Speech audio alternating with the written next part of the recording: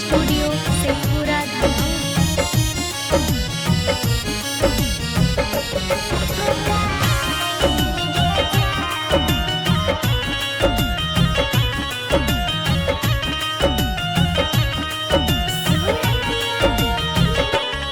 सूरतिया देखी हमरा से प्यार कइनिल दुखा पड़े पर ठुकारनी गे जानू गरीबा समझी ठुका रही गे जानू अके कैसे भूलैबौ गे रत रत भर संगा बासु तैना लगे जानू गरीबा समझी ठुका रैना गे जानू आगे दिल से नहीं दहिया से प्यार करो हानि हम नहीं जान लियल गे जानू गरीबा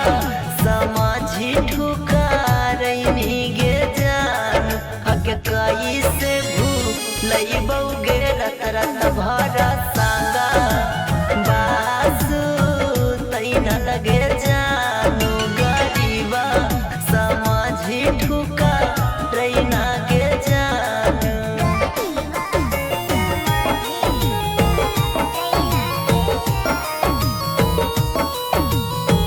mix by Vikas Bihari music by Vikas Raj Sitamarhi.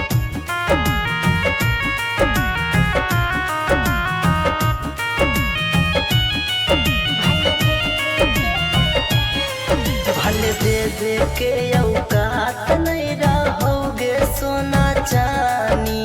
बाकी तोरे दिलावक बनैले हलियो रानी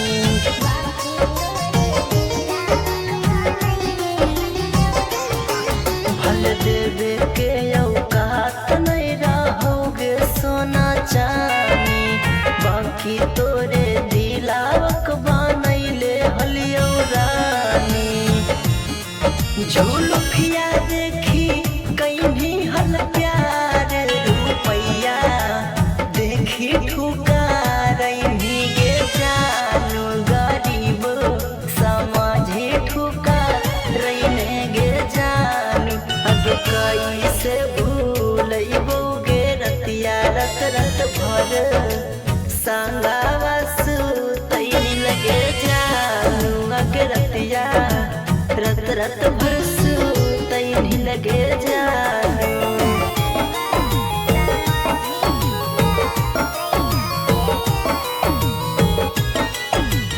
चेहरा म्यूजिक रिकॉर्डिंग स्टूडियो शेखपुरा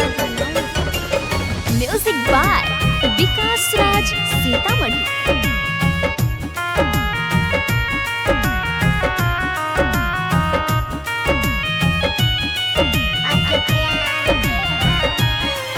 अगे प्यार के हवास हलौ सीनावा से साटले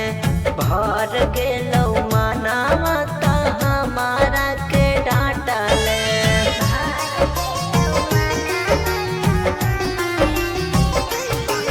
अगे प्यार के हवास हलौ सीनावा से साटले भर गेलौ मनावा दुश्मनवा नियर डांटले